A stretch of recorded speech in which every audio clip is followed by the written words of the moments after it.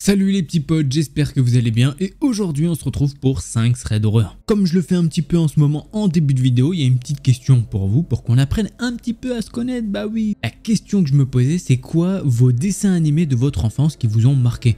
Bon bah forcément, normalement je crois que ça donne un petit peu votre âge plus ou moins. C'est vrai que bah voilà, moi je vais y répondre, hein, je joue le jeu à chaque fois. Voilà, bah moi je pense qu'il y a Franklin, Pokémon, Dragon Ball Z. Voilà, je pense que voilà, il y a un petit peu tout ça. Après, je t'en ai sorti 3 comme ça parce qu'il faut s'arrêter là, hein, parce que sinon on pourrait faire toute une vidéo là-dessus. Donc voilà, je sais pas si... Bref, je vais pas m'éterniser là-dessus, on va passer aux histoires. Si tu veux soutenir, tu connais, un petit pouce bleu et un abonnement. Allez, prends ton meilleur chocolat chaud, quoique il commence à faire bien chaud. Donc n'hésite pas, prends-toi juste une petite boisson rafraîchissante et installe-toi confortablement. L'histoire que je vais vous raconter, c'est l'histoire de Vanessa et elle se passe en 2012 et c'est quelque chose de très étrange. Jusque-là, elle et sa sœur Marie pensaient que c'était une blague de quelqu'un. Mais en y repensant, elle n'arrive pas à imaginer que ce soit une farce. Allez, passons à l'histoire. C'est une nuit d'octobre, elles sont à une fête avec des amis dans le jardin de la maison. C'est une scène classique d'amis qui se réunissent, ils boivent. Ils ont une piscine en plastique qui est pleine et il y a de la musique. Bref, bah, c'est le bonheur. Vers 2 h du matin, elles ont dû couper le son puisque les voisins se plaignent du bruit. Alors que c'est un samedi matin. Petit aparté de moi-même, ouais mais il y a des gens qui bossent tous les jours. Genre, c'est-à-dire que toi là quand t'es en jour férié, bah moi j'étais sûrement en train de tourner des threads ou quoi. Donc voilà. Oui, bah oui, il y a des gens qui travaillent, même les week-ends et tout. Donc voilà, faut aussi faut respecter les gens. Bref, comme il n'y a rien d'autre à faire et que tout le monde est trop bourré pour rester assis, le petit groupe d'amis décide d'aller sur Omegle pour se moquer de ceux qui sont en ligne. Pour ceux qui ne le savent pas, Omegle, c'est un chat dans lequel vous pouvez parler à des inconnus au hasard en utilisant votre webcam. Le groupe va sur le site et il commence à discuter avec des gens. Et si jamais les gens leur plaisent pas, hop, ils passent à quelque chose d'autre. Pour vous dire, il y a des gens du monde entier sur le site. Eh bien, le groupe d'amis est en train de parcourir Omegle à la recherche de quelqu'un de sympa avec qui discuter. Ils sont environ 7, tous entassés devant l'ordinateur pour tenir sur l'écran. Après être passé devant quelques mecs exhibant leur partie génitale, sur ce genre de site, il y en a beaucoup, eh bien ils ont continué à parcourir tout ça jusqu'à s'arrêter sur une personne. Apparemment, il s'agit d'un homme assis dos à la caméra. Il se trouve dans une pièce vide, beige, avec une lumière très tamisée. Alors le groupe, il se met à créer dans le micro des trucs comme « Eh mec, la caméra elle est de l'autre côté, hein, donc nous tourne pas le dos s'il te plaît ». Et soudainement, comme ça, le mec va se retourner. Et à leur grande surprise, il porte un masque vraiment bizarre. On pourrait croire qu'il est fait de plâtre ou de cire. Il a 2 yeux ronds peints avec de grandes pupilles à l'intérieur et sa bouche ressemble à du rouge à lèvres taché. Vanessa et ses amis ont commencé à plaisanter en disant que son masque était vachement bien fait, effrayant même, et ils lui demandent comment il l'a fabriqué, où est-ce qu'il l'a acheté, mais le gars ne répond pas. Il reste juste là à regarder l'écran et penche tout au plus la tête sur le côté. Le son qui sort de chez lui, c'est un bruit indistinct, comme si un ventilateur était allumé près du microphone. Bon bah comme il ne dit rien, le groupe a décidé de cliquer sur échappe pour passer à quelqu'un d'autre. Le site les prévient qu'ils cherchent un autre inconnu au hasard pour eux, et quand le site trouve quelqu'un, eh bien c'est ce même gars. Cette fois-ci, il est bien plus proche de la caméra, et le son, ça fait une sorte de bruit aigu. Alors Vanessa lui dit mais encore toi ? C'est à ce moment-là que l'homme commence à écrire dans le chat. La première phrase que cet homme a écrit, c'est « Laisse-moi entrer ». Le groupe lui répond alors « Y a pas de souci, tu peux entrer mec, mais juste ramène plus de bière ». Là, le mec chelou répond dans le chat et écrit « Nous sommes la famille Luisiel Macker, Sarah Macker, Huila Macker, Sylvia Macker-Streno, Macker. » Et il spam. Du coup, le groupe d'amis répond « Ok, cool, et on est amis du coup ». Le gars répond dans le chat « Laissez-nous entrer, laissez-nous entrer, laissez-nous entrer, nous sommes une famille ». Après ça, il commence à envoyer des numéros qui ressemblent à des coordonnées géographiques mélangées à des heures. En voyant ça, Vanessa et ses amis ils comprennent pas grand chose. Et comme ils sont tous bourrés et en train de déconner, ils commencent à taper des noms aléatoires. Mais l'homme, lui, il s'arrête pas pour autant. Il continue d'envoyer des numéros en alternant avec « Laissez-nous entrer, nous sommes une famille ». Et il se met également à taper les noms chelous de tout à l'heure. Alors oui, le groupe pourrait passer à autre chose et passer à une autre personne, mais au vu des gens là, ce qu'ils recherchent, ils veulent juste parler de trucs 18+, et franchement, ça les motive pas. Alors ils décident de continuer la conversation avec lui. Mais Vanessa nous dit que cette conversation est bizarre et inintelligible. Et là, comme ça, soudainement, il arrête d'écrire dans le chat. Mais en fait, il y avait un truc bizarre, c'est que quand ce mec écrivait dans le chat, la personne à l'écran ne bougeait pas du tout.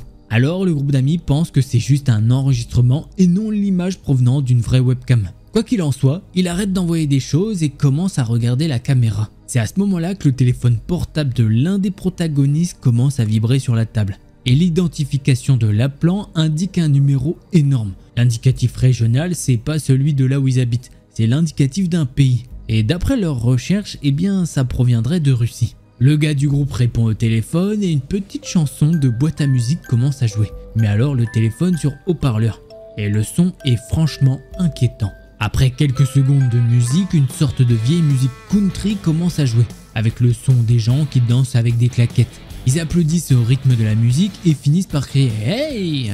Après ça, une voix proche d'une publicité des années 80, un peu nasillarde et feutrée, commence à dire des choses incompréhensibles, probablement en russe. Ensuite, une voix similaire crie en portugais « Le spectacle va commencer » et certaines personnes applaudissent avec une musique de cirque en fond sonore. Ensuite, il y a un bruit d'interférence radio et l'appel est interrompu. Peu de temps après, le gars envoie un message dans le chat et dit « Laissez-nous entrer ». C'est à ce moment-là que tout le monde commence à avoir peur. Au début, ils imaginent que c'est quelqu'un qui les connaît et qui se moque d'eux. Ils lui demandent qui il est et il dit juste qu'il fait partie de la famille et il donne tout un tas de noms étranges. Alors après ça, le téléphone portable de la sœur de Vanessa sonne et c'est le même numéro. Et quand elle répond, ce sont les mêmes sons étranges de tout à l'heure. À la fin de l'appel, la caméra de l'homme devient noire pendant quelques secondes puis revient soudainement. Mais ce n'est plus du tout la webcam d'un mec avec un masque chelou dans une pièce. Maintenant, c'est l'image d'une rue un peu sombre, on ne voit que des lampadaires et quelques maisons. L'image commence à bouger comme si la personne qui filme se met à marcher dans la rue. Vanessa, Marie et leurs amis réalisent alors que c'est leur rue. Ils marchent et alors que l'image commence à s'approcher de leur maison, Marie et un ami courent dans le salon pour verrouiller la porte et ils regardent par la fenêtre. Vanessa de son côté, elle continue sur l'ordinateur avec les autres gars et les images arrivent enfin devant chez eux. Un zoom leur donne alors un gros plan du visage de Marie et de son ami devant la fenêtre et tout le monde leur crie alors de revenir vite là où ils sont tous. Marie et son ami ferment les volets et le groupe peut entendre les filles revenir. En revenant, Vanessa et le reste du groupe leur demandent ce qu'elles ont vu. Et Marie leur répond qu'elles n'ont vu personne dans la rue. Marie se met alors à taper sur le chat qu'elle va appeler la police. Et l'homme reste là encore quelques minutes et filme leur maison. Soudain, le gars avec le masque réapparaît dans l'image et tape « Laissez-le entrer, laissez-le entrer ». L'image devient sombre et il se déconnecte. Le groupe appelle la police qui vient mais ne trouve rien malheureusement. Le lendemain, le gars au masque les ajoute tous sur Facebook sous le nom de Luisel Macker. Son profil indique qu'il vient de Russie avec des messages en russe, d'autres en portugais et une coordonnée géographique qui d'après des recherches sur Google s'avère être un terrain vide en Russie. Il y a aussi sur son profil des photos de filles à côté du gars au masque, de vieilles photos de femmes avec des bébés et des légendes comme Mère Sarah ou Grand-mère Macker. Bon, bien évidemment, Vanessa, elle refuse la demande d'amis, comme tous les autres amis du groupe d'ailleurs, mais l'homme envoie un message à chacun d'eux à un moment différent et il leur écrit « Venez, nous sommes une famille ». Des mois plus tard, l'homme au masque commente une photo de Vanessa sur Facebook avec une date et une heure. Après ça, elles n'ont plus de nouvelles de ce type. Il ne poste rien d'autre sur Facebook et lorsque sa sœur Marie et elle l'ont cherché hier en se remémorant cette histoire, elles n'ont rien trouvé. Le lien vers le profil dans le commentaire qu'il a laissé sur sa photo est inactif puisque le profil doit avoir été désactivé ou bloqué. Quoi qu'il en soit, le fait est qu'elle trouve cela très étrange. Elle pensait que c'était quelqu'un qui les connaissait. Après s'en être souvenu aujourd'hui, elles ont soulevé quelques questions qui rendent cette hypothèse improbable. Comment entrerait-il sur Omegle et les trouverait-il avec des milliers de personnes en ligne? Comment quelqu'un qu'ils connaissent pourrait-il avoir un numéro russe? Comment quelqu'un pourrait-il venir chez elles sans se déconnecter d'internet et filmer là où elles habitent en quelques minutes seulement? Surtout qu'au moment où Marie était au salon, eh bien elle n'a vu personne dans la rue. Bref, elles ont peur que ce gars revienne. Est-ce que tout ceci était un coup monté? Bah on ne le sait pas, mais en tout cas c'est très flippant. Voilà, j'espère que t'as kiffé cette histoire, on va passer à la prochaine.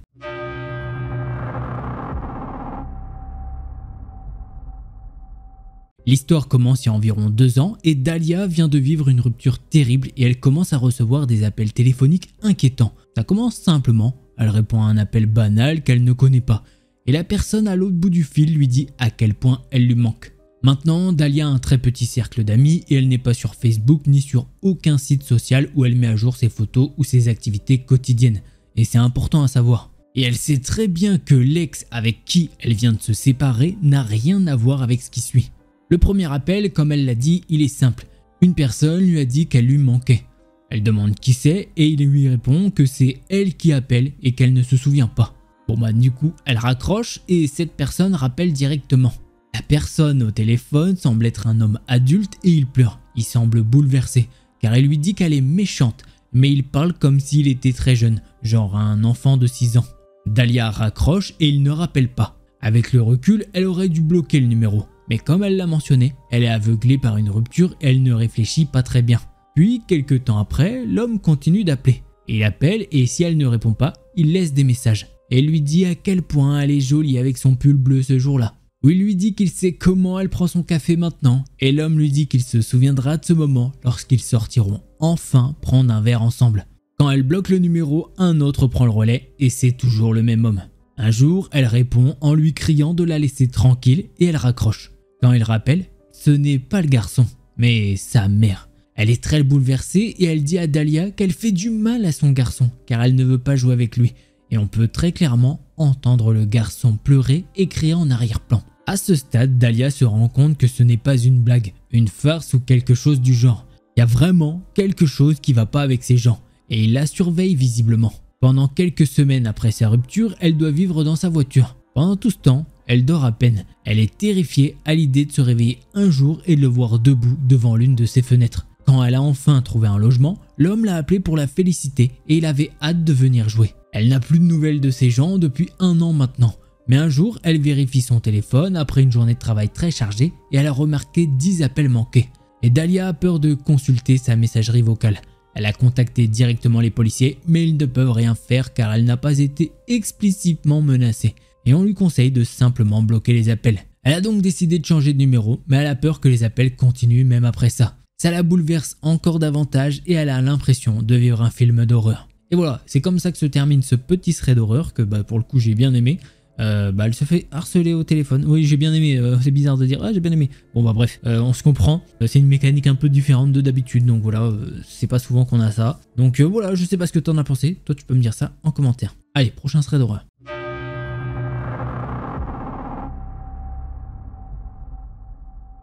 Alors cette histoire s'est passée il y a longtemps car à l'époque Sophie elle est âgée de 15 ans et maintenant elle en a 30. Sophie elle avait une habitude, c'était de prendre son lecteur MP3 et d'aller se promener dans son quartier et de passer le temps. D'ailleurs elle nous dit qu'il y a un gars qui avait à peu près le même âge qu'elle et qui vivait à 5 maisons d'elle. Sauf qu'elle l'avait jamais vu en cours ou même dans son établissement. Mais bon, grâce au ragot qu'elle a récupéré ici et là, elle avait pu comprendre qu'il était scolarisé à la maison. Et le plus fou, c'était qu'il aurait fait de la prison et qu'il aurait été libéré il y a pas longtemps pour des problèmes de colère. Sophie, elle avait remarqué qu'à chaque fois qu'elle faisait le tour du quartier, ce mec en particulier était dehors.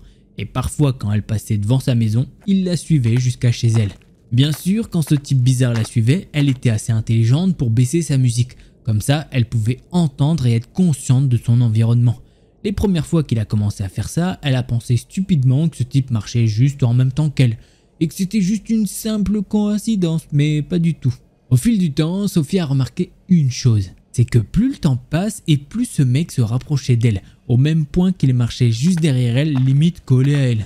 Sophie faisait toujours semblant de ne pas le voir, mais un jour, il a fait l'une des pires choses possibles. Il s'est rapproché comme à son habitude et là il a commencé à dire des choses vraiment odieuses. Bon, malheureusement on saura pas ce qu'il a dit, elle a pas voulu nous le dire. Sophie nous rappelle que ce gars, à ce moment-là, il est à côté de son oreille pour qu'elle entende ce qu'il lui dise. C'est à ce moment-là qu'elle a décidé de courir jusqu'à chez elle et de prévenir sa sœur. Alors pourquoi sa sœur? Eh bien c'est pratiquement elle qui l'a élevée. Sa sœur lui a dit qu'elle mentait et qu'il fallait qu'elle arrête d'inventer des histoires. Bien évidemment, elle était très énervée et très triste que sa sœur ne la croie pas. Alors elle s'est dit qu'elle n'allait pas prendre de risque pour que quelque chose de grave lui arrive si même sa sœur ne la croit pas. Alors elle a décidé pendant un petit moment d'arrêter de sortir pour marcher. Jusqu'à un jour où elle a eu besoin d'air frais, car des choses la tracassaient. De plus, ça faisait longtemps qu'elle avait plus fait d'exercice. Donc après 2 mois où elle n'avait pas recroisé ce type chelou, elle a décidé de réessayer de faire sa petite balade habituelle. Et bien évidemment, si vous êtes là, c'est que cet homme chelou est revenu juste derrière elle. Et il a commencé à redire des choses horribles. Cette fois-ci, Sophie a décidé d'agir différemment. Elle a augmenté sa musique et a décidé de l'ignorer. Les jours suivants, elle a continué à sortir et ce type chelou venait et lui parlait au niveau de son oreille. Mais un jour, il en a eu marre que Sophie l'ignore et il lui a attrapé le bras très fermement. Elle ne pouvait pas se dégager de sa poigne puis il lui a attrapé sa nuque et lui a dit « tu devrais m'écouter au lieu de m'ignorer. » Puis il a fini par la libérer et elle s'est mise à courir vers sa maison. Bien sûr, elle l'a de nouveau dit à sa sœur, mais encore une fois, elle ne l'a pas cru. Et Sophie a arrêté de sortir. Elle a vraiment très peur que cet homme lui fasse quelque chose. Elle l'a vu dans son regard et surtout la façon dont il a agi avec elle. 2 semaines plus tard, Sophie se réveille avec une détonation au niveau du mur de sa chambre. Pour vous expliquer un peu, sa chambre partage le même mur avec celui du garage. C'était un garage qui n'était pas encore achevé, donc tout le monde pouvait rentrer. Il n'y avait pas de béton et il n'y avait même pas de porte. La sœur de Sophie n'était pas en ville et son père était sourd et alité. Donc dans la maison, il y avait qu'elle qui pouvait entendre un danger. Mais la première chose qu'elle a fait, c'est aller verrouiller sa porte qui était reliée à ce garage inachevé. Après ça, elle est restée tétanisée. Elle était juste allongée dans son lit et essayait d'attendre que les coups s'arrêtent. Et le problème, c'est que ça ne s'arrêtait pas. Elle décide alors de prendre son courage à deux mains et déverrouille son téléphone et de téléphoner à sa cousine qui habite dans la même rue. Elle demande alors à sa cousine si elle peut venir l'aider. Sa cousine lui a envoyé son petit ami qui s'est directement garé devant le garage. Ses phares ont rempli le garage et un homme en est sorti. Il s'est alors dirigé vers le bas de la rue. Alors déjà c'est très bizarre, mais en plus de ça, l'homme avait dans sa main un couteau. Alors apparemment le petit ami l'a poursuivi et Sophie était en train d'appeler la police. Malheureusement, le gars n'a pas réussi à la rattraper. Les policiers ont alors pris la déposition de Sophie et du petit ami de sa cousine. Mais ils ont déclaré qu'ils ne pouvaient rien faire car à part être rentré dans un garage sans autorisation, il avait rien fait d'extraordinaire. Alors plus jamais elle ne s'est promenée dans son quartier. Ce qui fait qu'elle n'a jamais revu cet homme chelou qui la suivait dans le quartier. Le petit ami de la cousine lui a fait une description de cet homme et il avait la même silhouette. Il était aussi grand que ce gars. Par contre, Sophie se pose des questions. Elle se demande mais comment le gars savait que ce mur-là donnait sur ma chambre? Comment il savait que sa sœur était partie?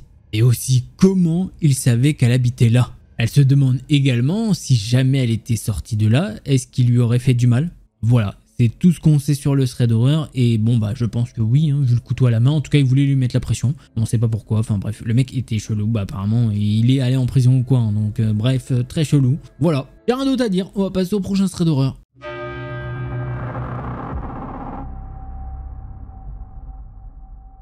L'histoire que je vais vous raconter, c'est celle de Sophia qui a 23 ans lors de cette histoire. D'ailleurs, elle n'est pas toute seule, elle a son amie qui s'appelle Lulu et qui a également 23 ans. Sophia travaille en tant que serveuse dans un restaurant, sans trop rentrer dans les détails. Son lieu de travail se situe à quelques pas d'une rivière à proximité d'un cinéma et de restaurants et des boutiques. Ce jour-là, elle et son amie sont entrés par le parking d'un immeuble qui compte 3 étages. Et dans cet immeuble, il y a un ascenseur et un escalier. Lulu doit aller travailler à 6 h, donc pendant ce temps-là, Sophia décide de faire quelques courses, d'écouter de la musique et de se promener avant de manger au restaurant où son amie travaille. Elle est donc seule au bar du coin, elle écoute de la musique quand un homme plus grand qu'elle s'approche. Il porte un bonnet d'agent de sécurité qui est très sale et en lambeaux. L'homme marmonne et ses yeux sont à peine ouverts. Ce qu'elle arrive à comprendre, c'est des murmures comme « Est-ce que t'es... Ah, j'aime bien ton... Est-ce que quelqu'un est assis ?» Faut garder à l'esprit qu'il chuchote et que Sophia devine pratiquement ces mots. Mais l'homme ne reste pas là. Il la regarde dans les yeux, puis il regarde sa poitrine. Il la re-regarde en face des yeux, puis il re-regarde sa poitrine de nouveau. C'est très insistant et c'est très gênant pour elle. Elle finit par lui dire qu'elle ne comprend pas ce qu'il lui dit. Après quelques allers-retours, elle remet ses écouteurs autour du cou et l'homme la laisse tranquille. Sophia a immédiatement raconté ce qui s'est passé à son amie et elle lui dit qu'elle a essayé de s'en débarrasser et qu'elle espère que c'est qu'un cas isolé comme ça. Si ça s'était terminé comme ça, cette histoire n'aurait pas forcément eu sa place dans cette vidéo. Donc vous vous doutez bien que le pire est à venir. Environ 1 heure plus tard, du coin de l'œil, elle voit que quelqu'un s'approche du bar à sa gauche et elle peut sentir son regard. Sophia ne regarde pas la personne qui s'est installée, mais d'une manière ou d'une autre, elle sait que c'est lui. Son cœur commence à battre très vite. Elle décide donc d'envoyer un texto à son amie et lui dit qu'elle se sent vraiment épuisée. Au début, elle se dit qu'elle doit juste mal interpréter les choses et que c'est son anxiété qui prend le dessus. Mais elle ne peut pas se débarrasser de ce sentiment bizarre. 30 minutes plus tard, Lulu la rejoint et les 2 amis décident de partir. Elle se dirige donc vers les escaliers du parking pour accéder à sa voiture. Elle voit le mec assis sur un banc et qu'il les attend. Les bancs ne sont pas très proches de l'ascenseur, ils sont plutôt proches du restaurant. Et à la seconde où Sophia repère ce type chelou, son sang se glace. Il les a vus et commence à marcher vers les escaliers qui mènent au parking. Et en voyant qu'il n'arriverait pas à temps pour les interpeller, il commence à courir vers elle. Sophia est vers le haut de l'escalier et décide de dire à Lulu qu'elles vont prendre l'ascenseur réservé aux employés. Du coin de l'œil, Sophia se retourne et regarde en direction de ce mec et elle voit dans sa poche un couteau dépassé. Heureusement pour elle, quand elles sont arrivées au niveau du parking, le mec chelou n'était pas là. Un peu plus tard, elles ont raconté leur mésaventure à un employé de l'immeuble et il leur a dit qu'il y avait beaucoup de sans-abri qui se promenaient dans le restaurant. Et malheureusement, ils commettaient des crimes pour avoir à manger ou bien de l'argent. Et voilà, c'est comme ça que se termine ce petit thread d'horreur. Heureusement que je pense qu'il voulait les dépouiller de leur argent, voilà. Bon après il y a aussi, j'ai l'impression qu'il a bien insisté sur les seins, il était comme ça, je sais pas, enfin moi c'est comme ça que je l'imagine, il était en mode c'est quoi Donc voilà, bref, on va passer au prochain thread d'horreur.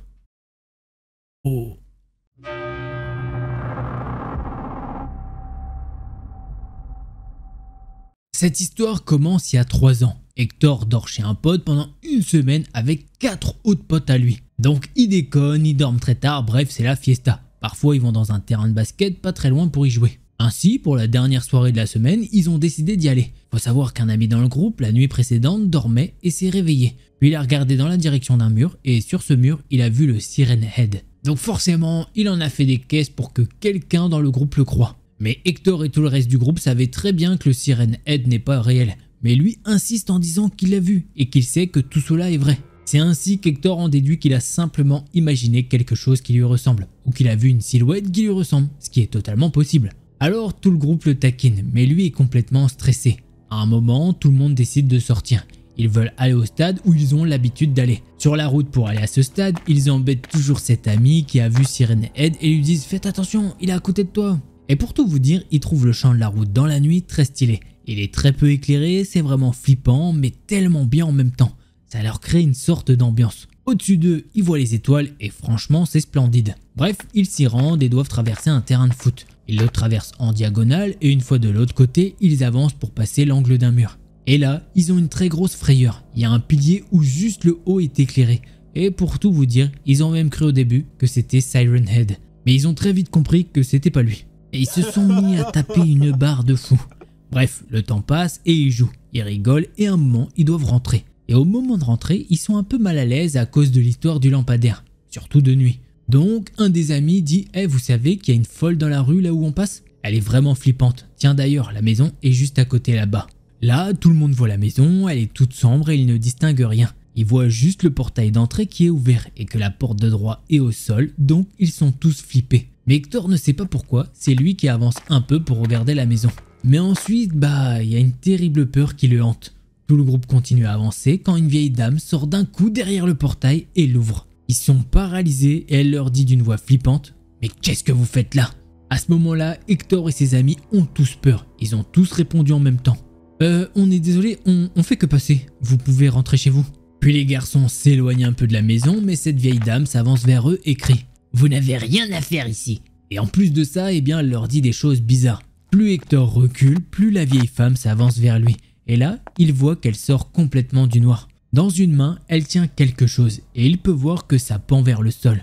Il a l'impression que c'est une sorte de barre de fer. Il continue de marcher quand il entend que la vieille dame se sert de son espèce de barre de fer pour la faire traîner sur le goudron de la route. Et ça fait un horrible bruit de métal au sol. La vieille dame commence maintenant à parler très fort et des fois elle chuchote et elle répète les mêmes phrases en boucle et dit « Ne t'inquiète pas, ils ne vont pas rester sur cette terre. Je vais les faire partir à jamais. Ouais, ne t'inquiète pas. Je sais, ils ne vont pas rester sur cette terre. Je vais les faire partir à jamais. » Et ensuite, elle se met à hurler « Dégagez !» C'est tellement inattendu qu'un ami à Hector est tombé au même moment. Et la vieille femme a commencé à s'avancer vers lui et à crier « Oh, toi tu vas rester avec moi !» Hector se dirige vers son ami pour l'aider à se relever. Et là, tout le groupe commence à courir très vite. Ils entendent le bruit de la barre en métal derrière eux qui traîne sur le sol. Mais il peut constater que ce n'est pas tout le temps. Parfois, il a l'impression que ça se lève. À un moment, il l'entend de moins en moins. Et il se dit qu'ils ont sûrement réussi à la distancer. Et que c'est un bon signe. Alors, ils courent tous en direction de la maison de son ami et Hector est enfin arrivé à la porte. Mais il ne voit pas son ami qui a les clés. Il regarde derrière lui et il est encore très loin. Hector décide donc de retourner en arrière pour venir l'aider à courir et pour l'encourager dans sa course, il lui dit « Mec, la vieille dame veut nos fesses pour faire une sauce tartare, alors bouge-toi !» Les deux amis arrivent devant la porte et son ami est en stress quand il essaye toutes les clés en tremblant. Et contrairement auparavant où la rue était stylée, elle est devenue sinistre et remplie de ténèbres. Il ne voit strictement rien dans la pénombre. Donc si la vieille femme arrive, Hector et ses amis ne peuvent même pas la voir. Puis d'un coup, ils entendent un bruit. Là, directement, Hector se retourne et il voit la femme sortir de l'ombre et elle tient une barre dans les mains. Elle boite et elle crie. Et ensuite, elle se met à rire en même temps. Elle répète cette fameuse phrase. « Ne t'inquiète pas, ils ne vont pas rester sur cette terre, je vais les faire partir à jamais. Oh oui !» Elle tape avec sa barre de fer sur le goudron, puis rigole. Mais elle reste figée là où elle est, donc Hector continue de la regarder. Quand d'un coup, quelqu'un lui tire le bras droit pour le faire revenir sur terre, puisque tout le monde est déjà rentré. Mais lui était hypnotisé par cette vieille dame. Tout le monde a maintenant franchi le portail et ils se trouvent tous dans le jardin. Alors ils ferment à clé. Ils ouvrent ensuite la porte d'entrée de leur maison. À l'intérieur de la maison, tout le monde a fait un débrief de ce qui s'était passé. Et sur son débrief, Hector était le seul à avoir entendu les cris de la vieille femme à la fin et ses rires. Et surtout, personne n'a entendu la dernière chose effrayante que Hector a entendue. Il a pu entendre cette barre de fer tomber au sol devant la maison. D'après ses amis, il est le seul à avoir vu la vieille femme sortir de l'ombre. Ils ont fini par aller se coucher, mais vous vous doutez bien que Hector il a pas fermé l'œil de la nuit. Tout le monde se demande encore aujourd'hui ce qu'elle aurait fait si elle avait réussi à mettre la main sur l'un d'entre eux. Pour finir cette histoire, 2 jours après leur départ, l'ami qui habite la maison leur a dit qu'il était repassé devant cette maison et qu'elle paraissait juste abandonnée et que personne n'y vivait depuis longtemps. Le portail était fermé avec un gros cadenas alors que Hector et ses amis sont certains, ils sont rentrés dans le jardin de cette maison. Le portail était ouvert et l'une des portes du sous-sol également. Soi-disant, les vitres étaient cassées et le toit s'effondrait. Les herbes du jardin étaient très hautes et pas du tout rasées depuis des années. Voilà, c'est comme ça que se termine ce thread d'horreur. Très chelou, mais moi je l'aime bien, je l'ai beaucoup aimé, donc voilà, je sais pas ce que t'en as pensé. Bon, le fait que ça mène un petit peu, il y avait un petit Siren Head au début, très stylé, voilà. Je sais pas si vous aimez ça, je crois qu'on dit quoi, c'est un SCP ou un... Ouais, je pense que c'est un SCP. Je sais pas si vous aimez ça, n'hésitez pas à me dire, on verra peut-être que voilà, mais bon. Allez, on passe au prochain thread d'horreur.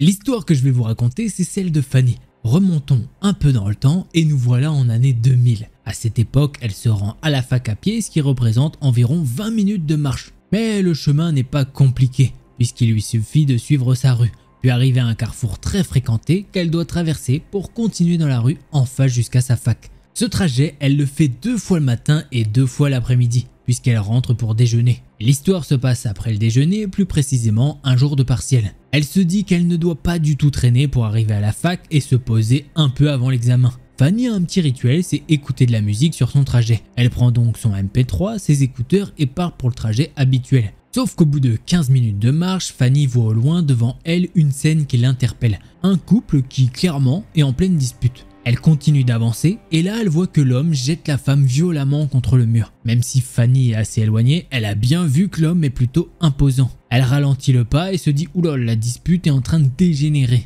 Elle peut voir que l'homme maintient la femme contre le mur. Il approche son visage de la femme et cette femme tourne la tête et la voit. À ce moment-là, Fanny a encore ses écouteurs. Elle les retire pour voir si elle entend ce que dit la femme.